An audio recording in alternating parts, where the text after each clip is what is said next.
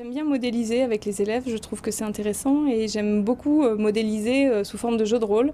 Ou alors, par exemple, pour la circulation sanguine, donc les élèves, certains vont jouer le sang, d'autres vont jouer les organes et les poumons et ils vont devoir s'échanger du dioxygène et du dioxyde de carbone modélisé par des ballons. Tout ça dans les couloirs du collège qui vont correspondre aux vaisseaux sanguins et au trajet du sang dans ces vaisseaux sanguins et à travers le cœur.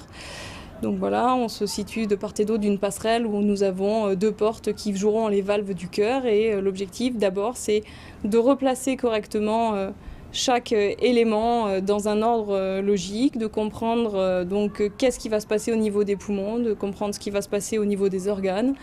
Et voilà.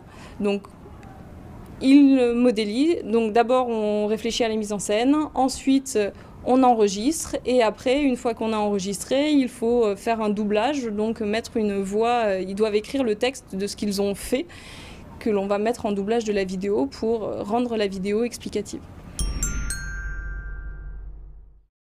Alors, l'organisation du travail en îlot, il est venu d'un constat. En fait, on a travaillé avec les troisièmes sur un documentaire collaboratif avec toute la classe.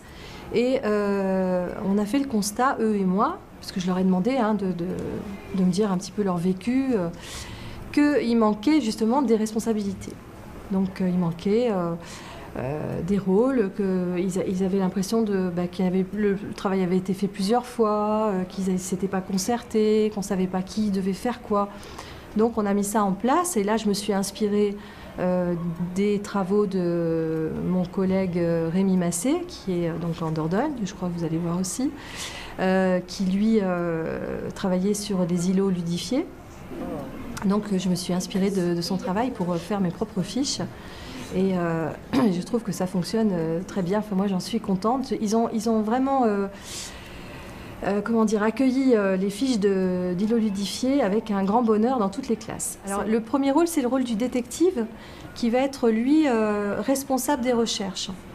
Responsable des recherches sur Internet ou des recherches tout court et qui va être, en tant que responsable, qui va distribuer les rôles de recherche parce qu'il ne va pas non plus faire les recherches seul. Je vais faire en sorte, en fait, c'est de chercher des informations sur le thème, tout ce qui est instruments ou tout ce qui est groupe roumain comme les Taharaf. Et nous, dans le spectacle qu'on va faire, c'est moi avec Ambre. On va danser pendant que Maëlys et Camille, elles vont chanter. Et après, on va faire l'inverse. Il peut être assisté par un greffier parce qu'en fait, il y a 6 rôles possibles, mais ils sont parfois que 4 ou 5. Et s'il y a 6 rôles possibles, c'est pour que chacun puisse trouver un peu chaussure à son pied. Donc, il peut être assisté du greffier qui va être un petit peu celui qui va prendre des notes. Des élèves qui ne sont pas forcément à l'aise avec l'oral, mais qui vont être plus à l'aise avec un traitement de texte, avec l'écrit, et qui vont pouvoir prendre des notes, être un petit peu le secrétaire de l'îlot.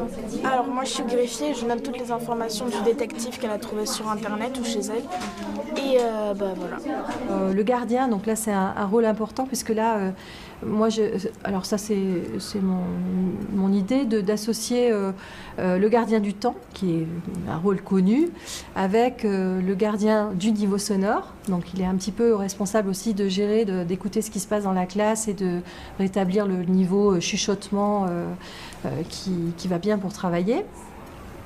Et puis il va avoir aussi un rôle de médiateur, c'est-à-dire qu'en cas de désaccord dans l'îlot, c'est lui qui va un petit peu aider les uns et les autres à se mettre d'accord.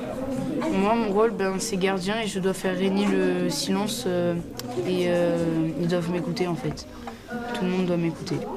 Alors l'agent secret, c'est un rôle mobile, c'est-à-dire que là, c'est un élève qui va pouvoir aller voyager d'îlot en îlot, voir ce qui se fait, voir ce qu'ont fait les autres. Alors il a le droit de voler des informations, c'est un rôle subversif qui plaît beaucoup aux élèves agités, hyperactifs, qui ne tiennent pas en place.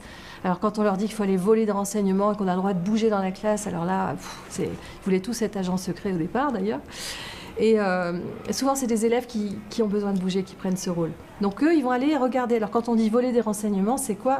Il a le droit de s'en resservir, mais il doit les modifier.